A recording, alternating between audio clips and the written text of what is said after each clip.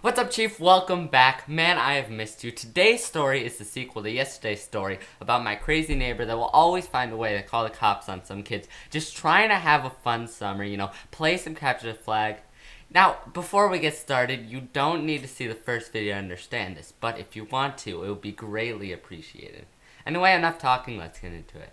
Karen has become infamous in my group of friends for overall being a witch of a woman. 9 times out of 10, when I'm just trying to get the squad together, play some capture the flag, and overall just try to have a good time, Karen comes along and finds some way to complain and call the police. And I thought she only started doing this when I joined, but no, apparently she's been messing with these games for months. And it's not like we're doing anything wrong. We're not going on her property, we're not being loud, we're not doing anything.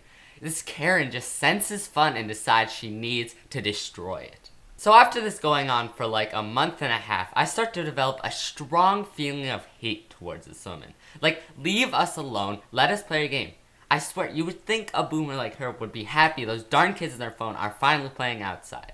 And she never did anything too bad, an occasional stop being so loud, get off my sidewalk, but never anything that did more than add an extra bit of comedy to the evening. That is until a few nights ago, when I get a text from Anna saying, yo, we're getting the group together, I just got some new laser guns, we're gonna be having a little tournament.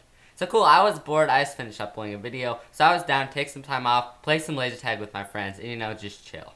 So I get there a few minutes late from when we were starting the tournament, me, always arriving fashionably late, and my boy Brady is here. Now Brady, what you gotta know about him is that we've never been the best of friends, but considering the fact that he has been going to these games longer than me, he would know, don't mess with Karen, or the popo is going to be on your tail. So we start playing and get separated into teams, and I get paired with my boy Ryan, and the first match starts. Now, the tournament wasn't all that exciting. We got to the finals, and it was going to be me and Ryan versus Brady and Jack. But at this point, we were all playing so much, everybody decides to stop the tournament, even though we clearly would have won. And honestly, I'm still a little bit salty about that. But whatever, we all switch over to Infection and finish up the night right before everybody goes home.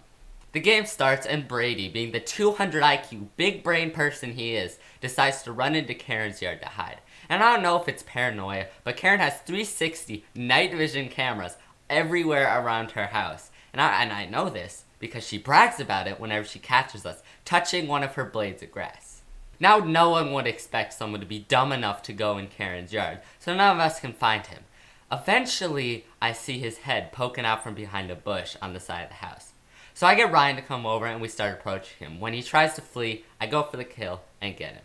And I did not take the time to stick around because there are more people to catch, and I did not even know Karen noticed. Like, we were in there for 5 seconds. I have no idea how she even noticed until I look up the street and I see Karen yelling at poor Emma. So I go up to see what the commotion is, and she is yelling at Emma about how one of the hooligans at our party was trying to rob her house. And I'm keeping my distance because you never want to approach an angry Karen.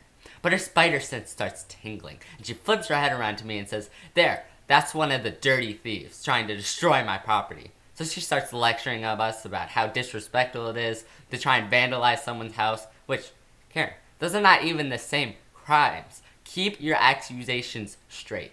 She then goes on to complain about these large parties we're always throwing, and how she can't fall asleep because of it, which the only thing I got out of this lecture is, so apparently Karen goes to bed at 6 in the evening? I mean, it's a little early, don't you think? And these loud parties she's talking about, A, they're not loud, B, they're not parties. It's kid playing freaking capture the flag. Come on, Karen, how delusional are you?